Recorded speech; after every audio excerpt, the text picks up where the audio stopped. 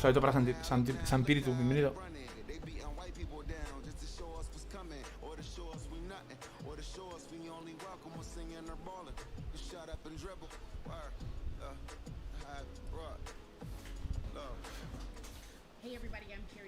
Hay subtítulos, está bien.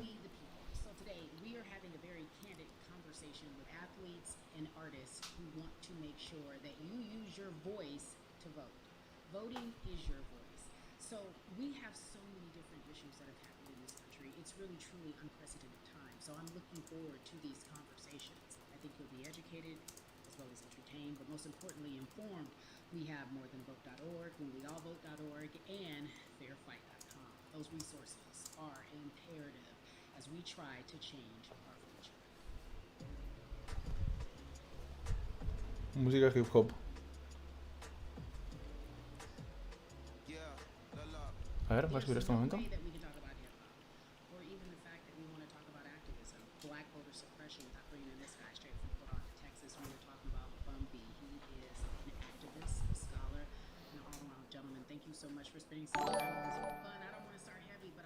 Grande clics. Bienvenido. No hace falta las aletas.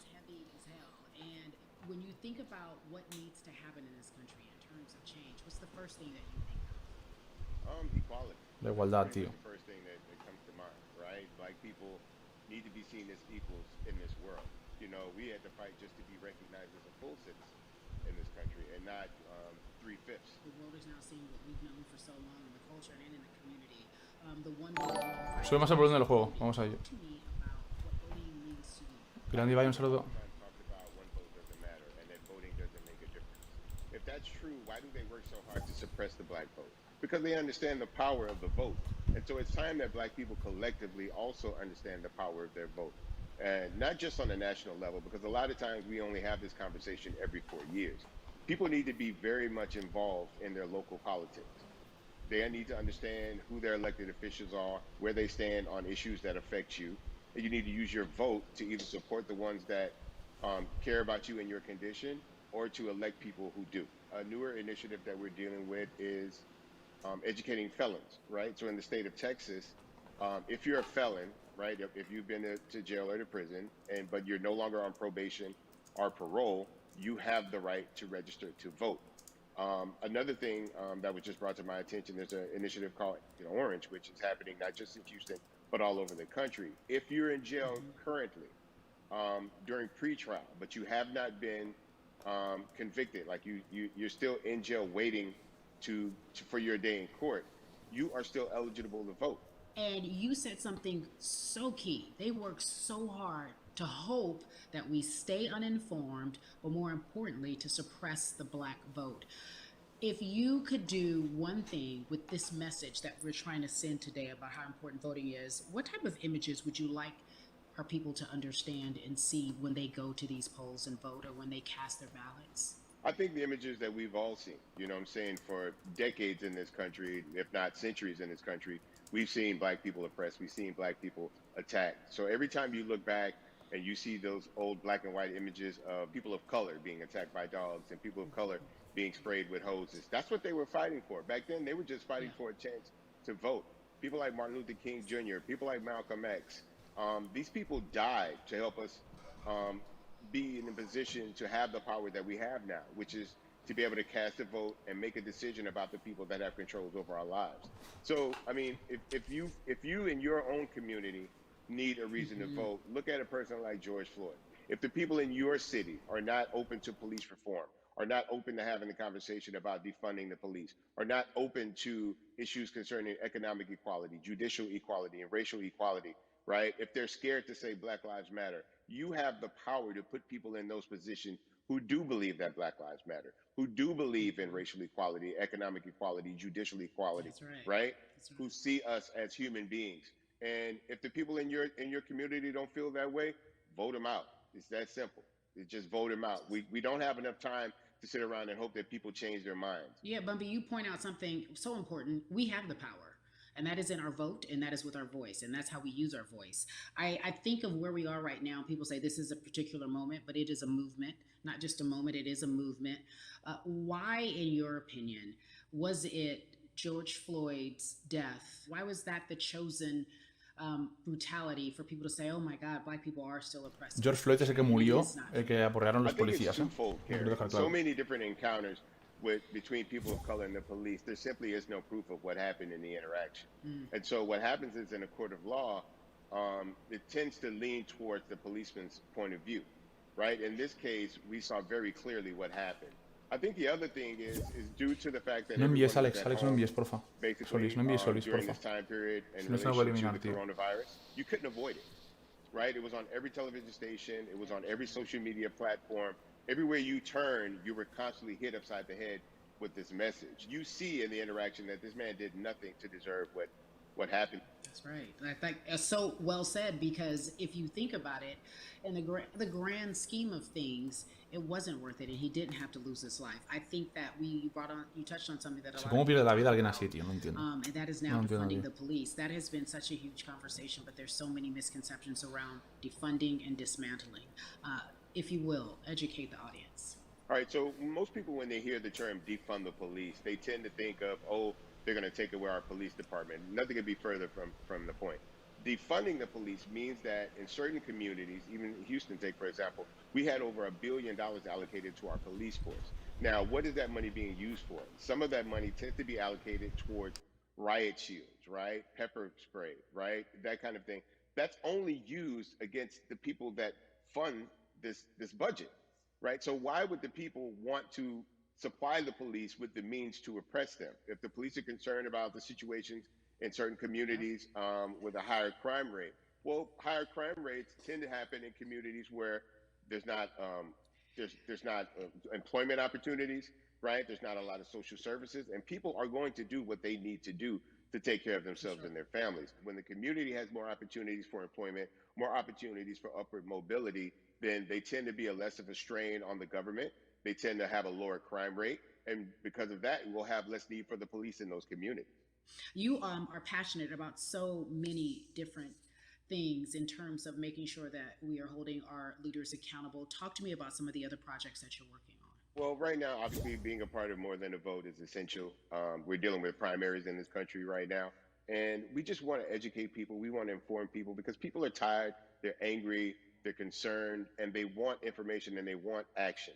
And so we want to make sure that we give them the right information and lead them in the right direction. And we thank the people that do not look like us for standing with us right now, because it's very important that people who aren't black be involved, because if black people could have gotten rid of racism, we would have done it hundreds of years ago. And so I'm trying to use my voice and my platform just to let people know that if they feel like I do, there's a number of places they can go to enact change in their community. People need to know about how their city council runs. They need to know that they have the ability to speak when city council meets, to let them know that that's not the way that they feel their city needs to be run. Those are not the places that they feel the money of their community needs to be allocated. And Bubby, even a step further, they can run for office in their local community. They can run for positions. Like, people act like they leave it up to somebody else. If you're upset, it's not hard to get on the school board. It's not hard to be a part of the city council. It really isn't. And depending on how small your town is, you could be a mayor. It's the power is with the people, and we need to just know that that's happening. Absolutely. And it's always been with the people. You know, if you look at Trayvon Martin's mother, Sabrina Fulton, right? She felt that there was a system of racism and a system of oppression that led to her son's death. And so what did she do? She ran for city council and she was elected city council. Our own former president, 44, Barack Obama, right? Started in the community as an activist, ran for an elected position, became senator, ran for another elected position and became president of the United States. So don't think that you can't make a difference. You know what I'm saying? You don't need a lot of money. You don't need a lot of power. Your voice is enough to make a difference. Amen. I feel like I need to go out and run for something. You gave me a rousing speech there, sir. I'd be remiss if I didn't ask you this. When I talk to my brothers, I have to ask you, as a black man, how are you doing? Are you okay? I'm good. I'm good. I have a very strong relationship with God, so prayer definitely works for me. I have children and grandchildren who are watching me, who are encouraged by what I do, and they're proud of me right now, you know, and that's really what matters, you know. The change starts at home, you know, so as long as you have a support system that believes in what you're doing and supports you in what you're doing, you have everything you need to go out there and fight the good fight. And for those that don't, there's a community of people here to help you. So you can go to places like morethanavote.org. There are many different places that will encourage you, inform you, and they will put you with groups of people that feel like you, that are ready to take action. So no one has to go about this alone if they want to do it. Yeah, we're stronger together. People have been saying it, but that has much more meaning now that we are in our movement, not just this moment. Bambi, it has been an education, always a pleasure. Thank you so much. I appreciate you. Keep fighting the good fight. Keep up the good fight. De momento increíble, me está gustando de momento, tío, la verdad. Me está gustando, tío. Conciencia mucho sobre esto, tío. So our next guest, I have to admit, I'm a fan, but there are so many different people that we could talk to, and I thought it was so imperative that we speak with her. You know her as Molly on the huge, successful show Insecure, HBO's Insecure. She also has a comedy special highlighting her Nigerian roots, and she's an amazing podcaster. Let's welcome in Yvonne Orji, everyone. You have such a beautiful way of making things funny, giving us our medicine with some candy, right? The humor and the healing. You bring all of that to your space. And right now, as you look across this country and how everyone is so broken and so upset, if it's not social injustice, it's the pandemic, it's depression, it's unemployment, the list goes on and on. How are you doing, quite frankly? You know, I'm rediscovering self in a way that is hard but necessary, that will lead to ultimate joy. I know it sounds like a lot, but no, I think I personally think that God put all of us on a global timeout. Like we just, America hasn't done as good as other people when it comes to timeouts because everyone else is out playing at recess, and we're still in the principal's office hoping and wishing we can come out. But I think that if we settle into the timeout and really learn the lesson that we're supposed to learn from this season, I think we'll emerge better. We'll learn how to play well with others in more ways than one. And so personally for me, I'm taking this time to learn me in a new way. I feel like I'm being ushered into a new season, and I'm getting still, because sometimes the busy uh, confounds the work that we're supposed to actually be doing. We're busy doing other stuff, but we got work that we need to do on the inside. And I'm leaning into it. I'm like, dang, I thought I was gonna be able to rest like everybody else. And God's like, nah, we got work to do. You know what? And I think that's what everybody is saying about 2020. It's demanding that we be better. And you said it's a global timeout. What do you mean by that? Yeah, it's like everyone sit down, be humble, to quote the great prophet Kendrick Lamar. Uh, but like, no, seriously, sit down and let's reevaluate some things. Let us unearth and shake up the things that we have been trying to hide within ourselves, within our nation. I think America is going through an unraveling right now, a much needed, a much necessary one. And I think all eyes on us, right? There is no, oh, I was on the subway for an hour, so I didn't miss that thing that happened. No, everybody was home. Everybody, was watching when George Floyd died, and everybody, no one could hide it. Everyone was watching when Amy Cooper called the cops. Like, this is a time where it's like, oh, we can't pretend it away. We can't excuse it away. No, no, no, no, no. It's a global timeout. Sit down, watch, and let's learn. And globally, it's like, hey, we were going business as usual, but it ain't usual no more. Like that's old. Anytime change occurs, it's very uncomfortable. And so right now we're sitting with we're getting we're getting comfortable with the uncomfortable.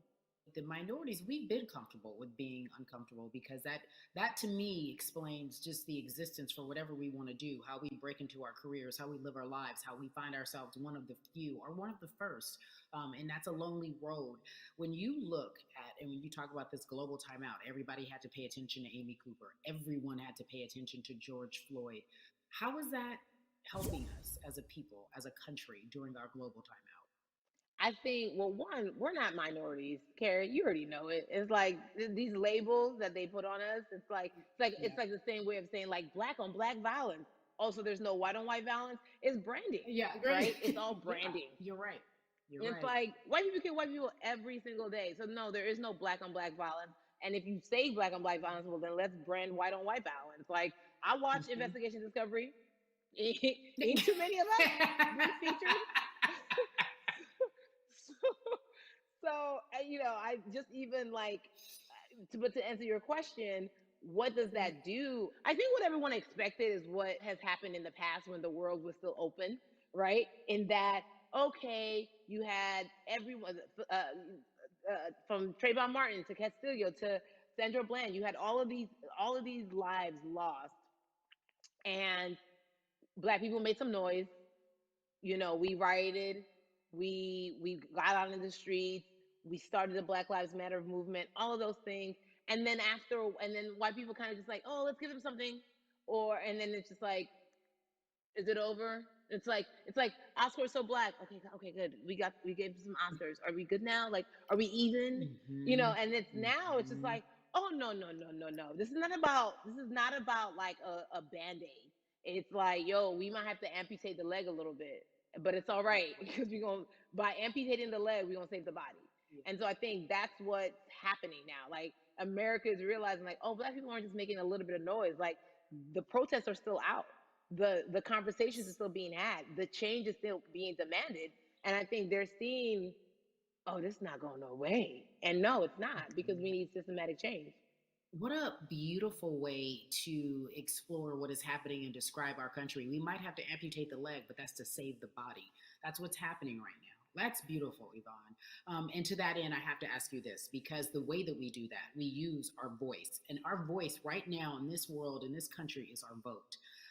And everyone talks about voting and how important it is, but I feel like more than ever we understand that it's not just about voting every 4 years for the man in office. It's about your local elections. It's about the mayor. It is about the district attorney, the people who have the power to bring charges against police if police brutality is an issue in your community. If you care about your school district, you can run for the school board. I ask this of you, right? Your parents are from Nigeria. You are Nigerian. You talk about that very lovingly. What does voting mean for you? I think voting is power. I remember, I became a naturalized citizen back in the '90s when, because I was still a minor, my mom naturalized, and so we were able to do it under her. And just even that power of like, we are American citizens and all the access that we have by being citizens, one of those accesses and those access to power being voting, it's a big deal. It's a big deal because not only are we do we have the opportunity to be in this country, but now we can be of the country. We can be of the systems. We can be of the rules. We can be of what it actually affords. But I think going back to your earlier comment about just the setup of systems, I think we are done a disservice, either it's schools or whatever it is. And I'm not putting teachers on blast. I think teachers do a phenomenal job, but for some reason, we do not, and give them all the raises. I know too many parents who are like, this child of mine, I do love them, but hey, who, where can I drop them off? And I do think that there is a disservice done because, again, when we talk about them, to your point, we talk about every 4 years. It's important to vote for the presidency. We don't realize, like, oh, snap, we actually can vote about like how much our libraries get. It's like small things like that, but they make a big difference. When you think of voter suppression in this country, what does it look like for you? It's the systems. When we talk about voter suppression, we also talk about systematic racism, right? It's all the systems that set up, and we've normalized. Okay, maybe your job will give you a half day, or maybe you'll be able to get this luxury. It shouldn't be a luxury. It should be built into the system. It should be built into the fabric of how we vote. But maybe you'll be able to get this luxury in order to enable you to go vote. Think about everything disenfranchised, marginalized Black person has to endure in a day. So in a day, you need to get to work. If something happens to your car, if something happens to your child care, if something happens to, there's so many factors along the way that can send you into a tailspin as an American. And then you add on as a person of color. If you're just trying to get to vote and you already have to go through all of these hurdles and hoops in your everyday life, imagine the one day when your voice really is supposed to matter the most in this country. But then you also see all the times that you tried to have your voice matter, and then it's been shut down, repressed, told it doesn't matter. And then you're kind of like, what's the point? How do we keep hope though? If I'm watching this right now, how do we as a people stay hopeful? How do we believe in the promise that these quote unquote forefathers have given us? Because have you met black people? By default, like hope is infused in our DNA. Like you know what I'm saying? Like by the like if we haven't been broken now through be it through You're right. slavery, through Give capitalism, it to me. through Give it through to me. colonization, through Yeah, segregation, you're right. through I mean, listen, the history of black people in this country is at one point we were 3/5 the people. Mm-hmm. That's it. At one, That was a written law. And look at us now. We are whole. We are black girl magic. We are black boy joy.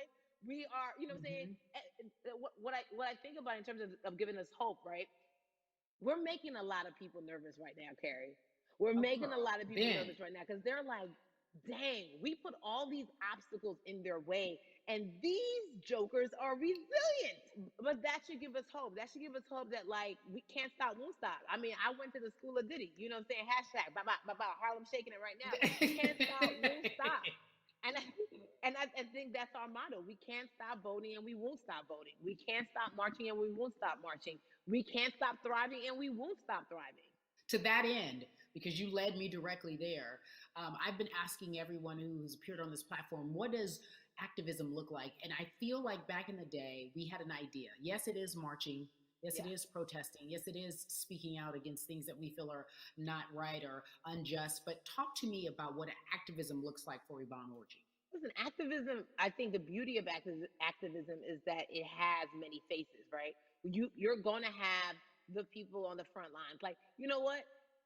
Martin Luther King marched, but there were a lot of women who were in the homes like, hey, BT Dubs, when they come back, this is how we support all the people who are marching on the front lines. And we're going to be here doing what we know to do best here. And you know what? Somebody needs to bail them out of jail so now we need to be in the community, getting money or whatever it is. So it's like everybody has a position to play. And so play your position like a shortstop, bruh.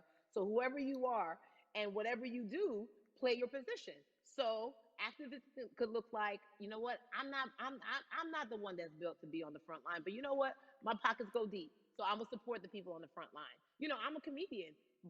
Black joy is a form of activism. There's always a call for entertainers or celebrities that have the platform to do something. Why aren't you speaking out? I'm not a believer in thinking that it's mandatory. Like you said, everyone can be an activist and be activated in different ways. But talk to me about the connection. Talk to me about the marginalization in your world and how you feel like it even inspires you to say more and use your platform to do more.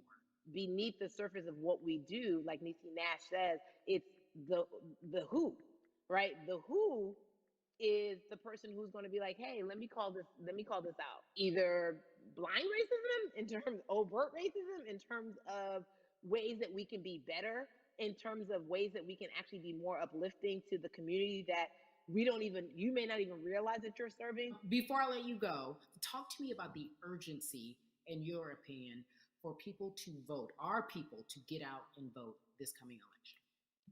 Yeah, I mean, guys, guys, guys, if you think you're tired now, I'm telling you right now, we cannot take this sitting down. We can't take this jokingly. I understand that it may be hard to figure out who to vote for,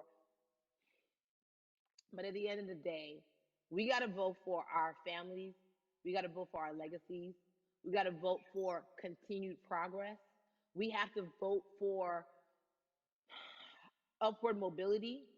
We have to vote for equality in a way that is long lasting. And if we succeeded before, we can do it again. You talk about the hope. This is the time.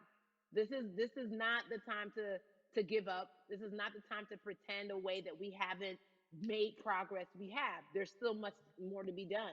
And you know what? We might have to get to a point where we pass the baton to our children and our children's children, but we still have work to do now for that generation. Yvonne Orgy, you are everything. You are Molly, but you are not Molly. But I love you so much as Molly on HBO's Insecure. You are an amazing podcaster, Jesus and Joloff.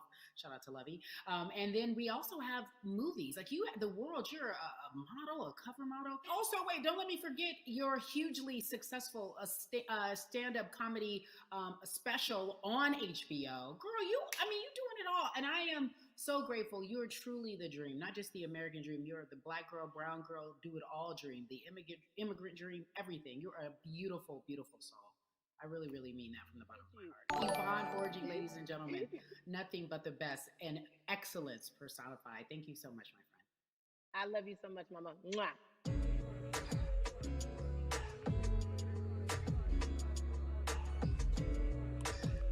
Yeah, la la.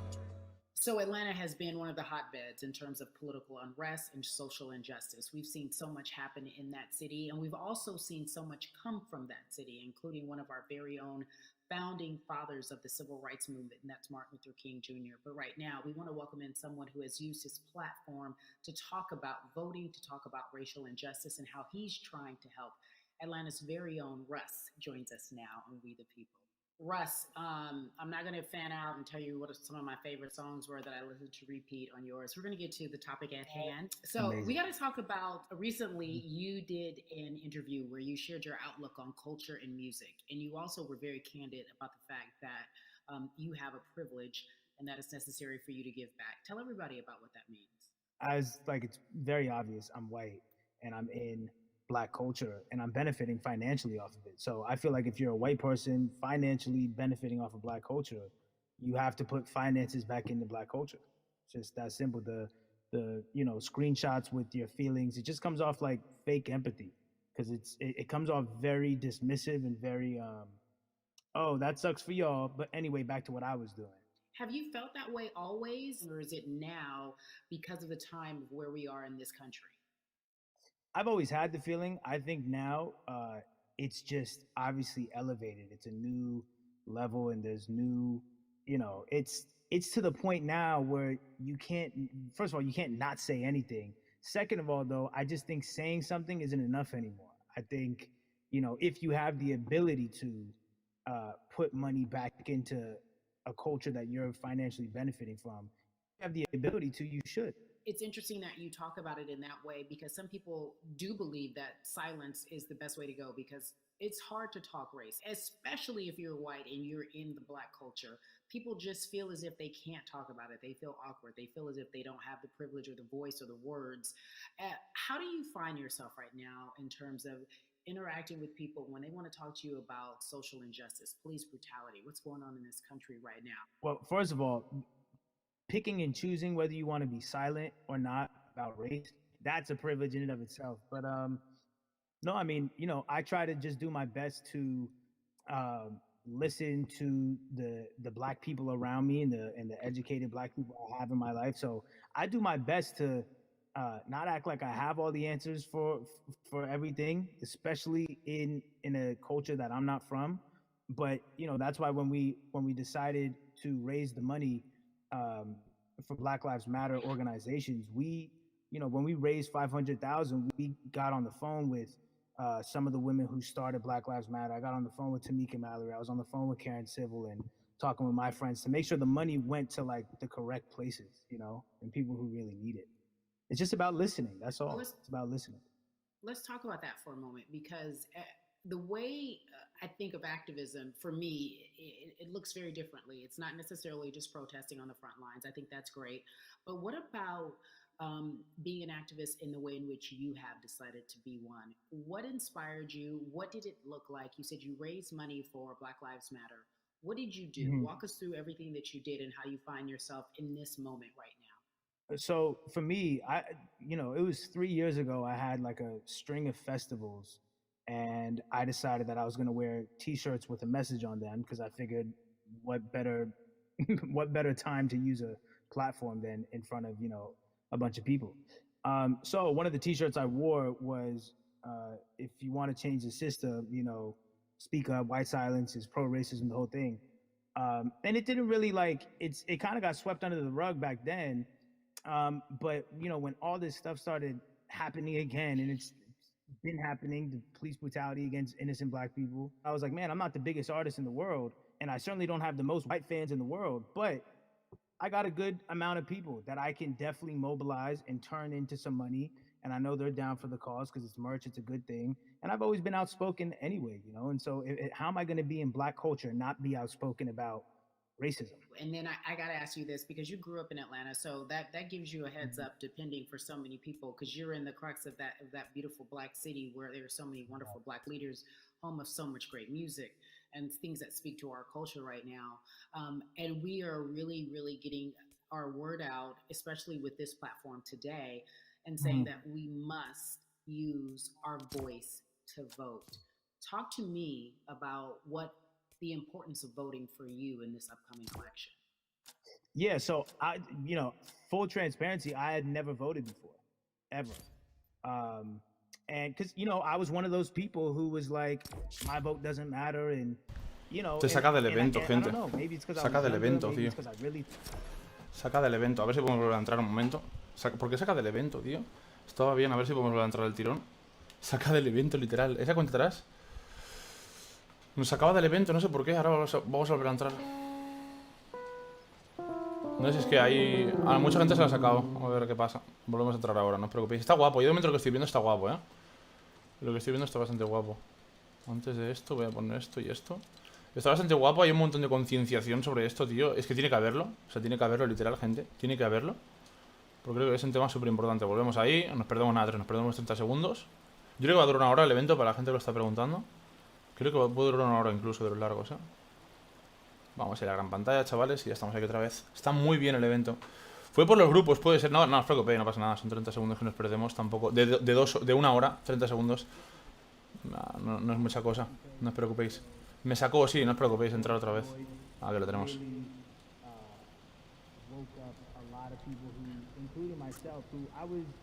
I was vocal and outspoken about racism. I put it in my lyrics. I put it on T-shirts. I would talk about it in interviews. Like, I was vocal about it. But that video, in that moment, I think me along with a lot of other people just kind of was like, all right, like words are simply not enough anymore. We gotta do something, whether it's raising money, whether it's voting, or all the above. Like, we got to do something, and I'm ashamed that it took that for me to be like, I need to raise money and I need to vote.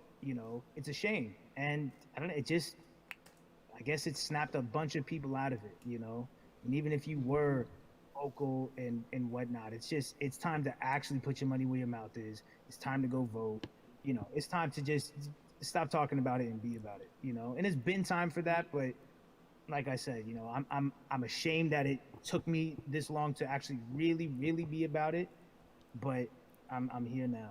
So Russ, we all know that this is going to be your first time voting. Tell me what that experience is going to be like for you in terms of what you're excited about. I think, what it's going to do for me? It's going to let me know that I'm contributing to something bigger than myself, and I'm actually putting my money where my mouth is, and I'm being about it. Because, for so long, and I know I'm not alone with this, but, standing on the outside and just screaming about this and that, and this should change, and it's like, all right, but did you vote?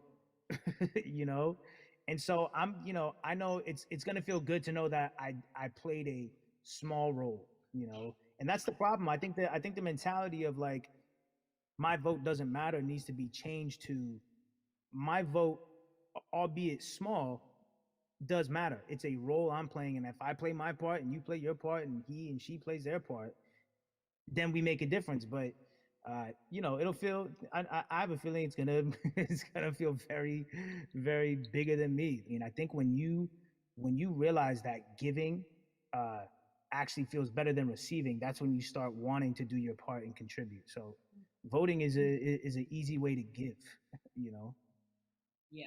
To whom much is given, much is required, and you have been given a huge platform, and we are so grateful for you, Russ. Philanthropist, artist, community activist, first-time voter. We appreciate you for doing this, okay? Thank you. I appreciate y'all.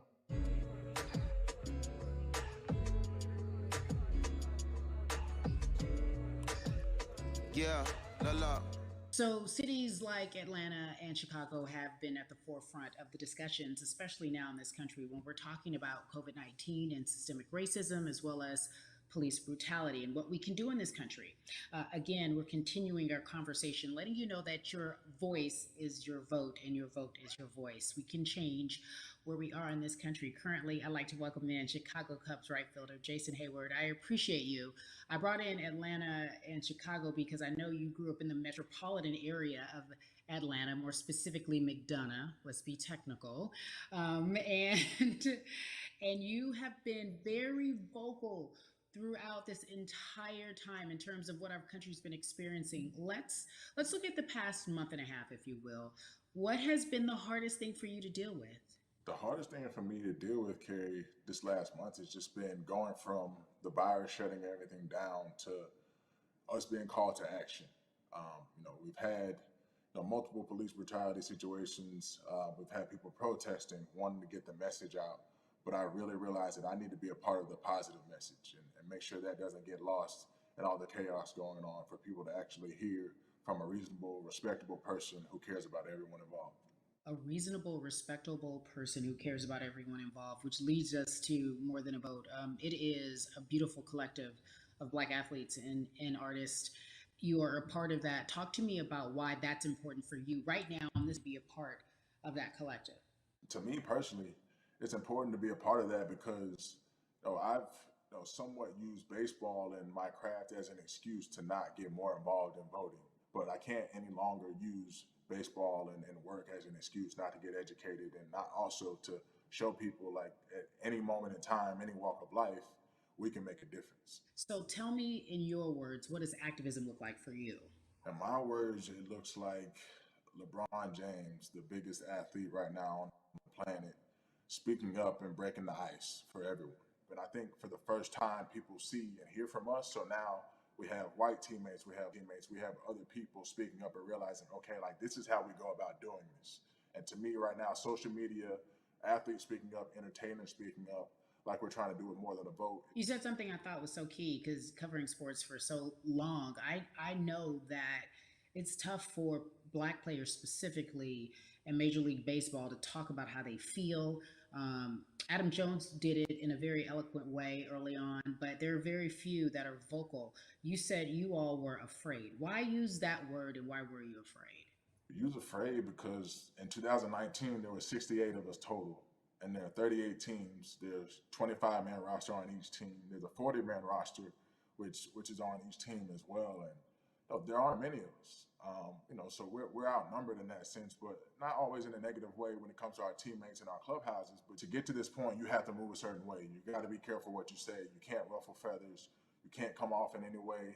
Much like other Black entertainers, much like yourself, probably having to live through life every day. But to get to the highest level, you got to button up. You got to be seen and not heard. So baseball, like I said, it was time for us to try and speak up and make a difference and show it's okay to do so, because we can't be quiet any longer.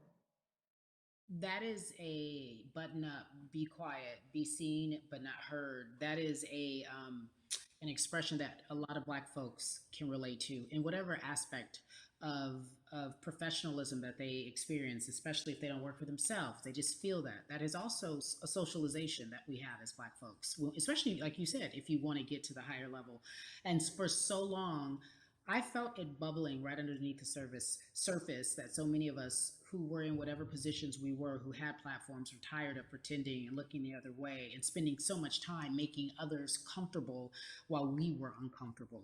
Do you feel that this is the type of movement that is sustainable, or is it just for a time? No, it takes everyone joining in on the conversation. And right now, I feel like more than ever, there is little things as possible to distract from bigger issues. And we saw on draft day, we saw our president, Theo Epstein, holding up the sign saying Black Lives Matter and wanting to include the rest of MLB in that. But now we're having those conversations as well. So I definitely think this is sustainable. And it's not always just going to be the popular thing to do. This is something that people want to get right because they know we care. Jason, you said you think it's sustainable, that what you're seeing, especially with your colleagues in baseball, that this can be something where you're feeling more comfortable, feeling more safe to share how you feel about social injustice and police brutality. What are you doing right now in this moment with your platform to help change how we look at voting and how to educate the culture and the community about voting? Well, first, what I'm doing, Carrie, is joining up with More Than a Vote and joining up with other athletes and entertainers to get that message out and use our platform in that sense as a group. And try to create a brand with this to make it something that's not just about the election coming, make sure that it's about people getting educated for years to come and figure out where to vote and how to vote. We've got people in different areas that cover different demographics and influence different areas of people. And as a baseball player, as a black baseball player, I feel like now, like we talked about, is finding the time to show people that you can use your voice in this profession. You don't have to be afraid. And to me, that can help someone, help a kid growing up. He can see me, he can see other guys that were in the video we posted saying, hey, this is what they're standing for.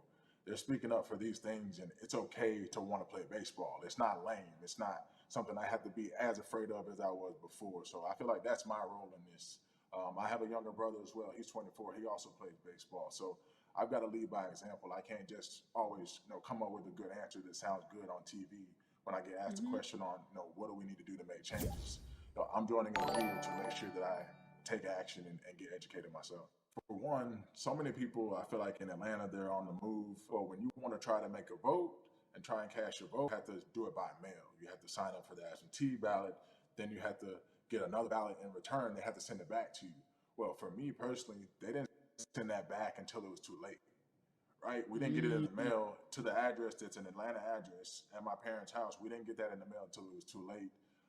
And then from other friends and family that are still in Georgia right now, I just hear about them being held in lines too long and trying to get off work. And we know how it is for any family, but let alone a black family in the inner city or in the suburbs trying to take care of their family and trying to provide for them. You try to get off work, and then you're like, wait a minute. You start looking at the clock. It's like, oh, this is not going to happen today, right? And so I saw, Mayor Keisha Bottoms, reach out via social media to people and say, hey, I'm going to address these issues right now. I need y'all to stay in line to cast your votes. Keep hanging in there. So to me in Georgia, that's what that looks like. Well, it's interesting that you even bring that up because there have been all these images specifically from Georgia, because that's such a battleground, where you see people, especially when it came to the primaries, doing whatever it takes. And this is real life voter suppression that you're talking about. It's been happening for decades. It's not fake. What you're saying, these examples of sending you your ballot too late after the fact or shutting down the polls at 6 o'clock while people still are in line, that's a real life issue. There needs to be some type of change. And I think that what we're doing right now is fair. But the idea of voter suppression, do you think that that is well known, especially with folks, within the generation, your generation? I think it's known in our communities, right? I don't think it's spoke on enough. I don't think there's been enough light drawn to it. Bring it to light. Let people hear about it. Let people learn about what that looks like, and get more people to say, okay, look, like this is going to happen. We have to expect this, and we can no longer make the excuse. We can't say they didn't warn us. Jason, everybody knows, or it feels as if everyone knows, that the time is now. America's paying attention to us. We have their eyes, we have their ears. If you look toward the future, what are you most excited about in terms of seeing a change? I'm excited about how fast the word is traveling. The word is being spread right now. The biggest athletes, the biggest icons, biggest entertainers are doing their part. But I'm also seeing people out there on the streets doing their part. When so many things got lost, could have very easily got in the commotion when it came to protests, and you saw rioting, you saw looting. People still stood their ground, and people still went out there and said, look, we're doing this for the right reasons. We're going to come together. We're going to use drones. We're going to use social medias. I feel like this is a new wave of getting things done the right way and just spreading the message. You're right about that. And you're right. People are spreading the word unapologetically. We out here. We doubling down. Thank you so much. I appreciate you. Right.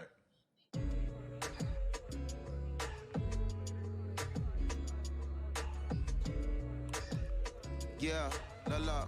Hey, everybody. I am so excited to welcome a friend, a brother, family member, if you will, former colleague, NBA great, sports analyst, philanthropist. He does it all. And he's here to give us his time and his platform to talk about something that is so important. That is voting. Everybody, welcome Jalen Rose to We the People. Talk to me about how important it is for the people who know you and love you and look up to you. Why is it so important that you use your platform to talk about voting? Initially, we have to get past the stigma of the mental systemic racism that comes with the presidential race, governors, mayors, senators, judges. We've been conditioned to believe that our vote does not matter. So usually when we looked up at all of those races and people that were running, not only did they not look like us, we didn't believe they were there to represent our best interests. So therefore, as a collective, we didn't mobilize until Barack Obama, and we felt a sense of hope that finally our country is going to do something that we felt would never happen in our lifetime. And I remember being at the inauguration in 2008. I made sure I was there. And we voted. In 2016, we didn't vote, Carrie. We didn't vote. And so many people try to make this political. This is not political. Me telling somebody to vote is like telling somebody to pay taxes. So that's one, getting over the stigma of nobody is going to represent our best interest. And then number two, the reality is that the person that gets the most votes doesn't necessarily win the presidency. That's uncomfortable right there, because that's actually what took place in 2016. The Electoral College chose the president. And if you put all of their pictures up, I'm pretty sure they look a lot more like each other than they look like you and I. How about that? And then the third thing, especially in urban environments, oh man, they create barriers for us, Carrie. It's like you got to jump over the fence, you got to run past the dog, you got to jump on the hood of the car. The lines is 5 hours long. You get up to the poll and they don't work. Elderly people working in the city, while they got the young people who understand technology working in the suburbs. Like, these are all systematic things that try to discourage us from voting. And then finally, we don't have a day off to vote. We need to work. So we don't get a day off. It's going to be a full day, and I got to work to pay my bills. So you know what I'm going to do? I'm going to mail in vote. And you know what you want people to realize? That counts too. So your vote will be counted if you're able to mail it in. So those are a few things that I hope that we can do and mobilize. And shout to LeBron and his team. Shout to you and everybody involved. We will make a difference. Well, let's talk about more than a vote. There is a Black collective of athletes, of artists coming together and saying voter suppression is a real deal, especially in the Black community. When you just talked about, I got to work, so I can't go vote. And then when we do get in the booth, just in case we don't have to work, do we know who we're voting for? Not only do we have to vote, we got to be educated. And it's not always even about the man who's in office or the woman who's in office for president. It's about your local elections. It's about the people who are your DAs, your state DAs, like the people who actually make change in your community, who will change police brutality, who will make sure that your community is taken care of, who will defund police and hope that they can help you in stopping police brutality. So talk to me about why you decided to be a part of More Than a Vote and what it actually means. Well, it means a lot to be involved with such an impressive collective, as you mentioned. And I said this multiple times, and I know it can be uncomfortable when I say it, but a lot of times we have to get to the root of the issue before we find a solution. And the quote was, I wish America loved Black people as much as it loves Black culture. And this collective, by the way, represents in a lot of ways what's encouraging, but also sometimes disappointing about our role as Black people in America. Because we were brought here as labor and to entertain. And we use those vehicles to get paid and move to the suburbs and be the idols of white kids. And so now that we have this collective, I would say sports and entertainment represent the most powerful group of black men in the United States. I'm talking about money, power, celebrity, the ability to mobilize, community involvement, their leadership, their intellect. And so to have all of us pull it in the same direction at the same time for anything that we're passionate about is going to be a difference maker, but it's definitely going to be a difference maker in the 2020 vote because we're going to make sure we inform everybody that they can let their voice be heard, and failure is not an option. Jalen, what does voter suppression look like to you? A perfect example took place recently, Carrie, in Kentucky.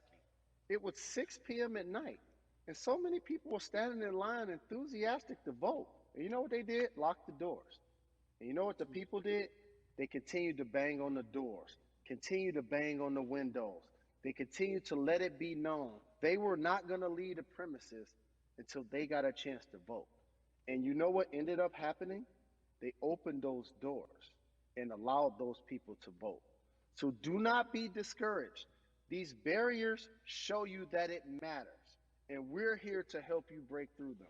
The same thing with our platforms and voices, Carrie, because you know what's going to happen. At some point, Breonna Taylor is not going to be trending anymore. People are not going to be protesting anymore. But it's still up to us to keep making sure that our voices get heard, and this is one way to do so.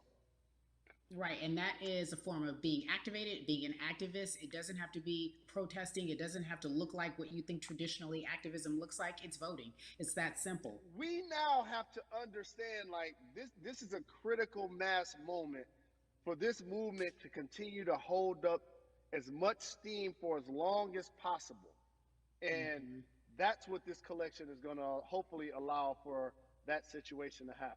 Jalen, in today's age of technology, it should be easier to vote. No doubt. It's like we call these devices smartphones, but yet I can't vote from it. All of the things that we do in our lives are in our phone. All of these barriers are things that people will need to overcome in order to create a level of enthusiasm to vote. And again, this is not political.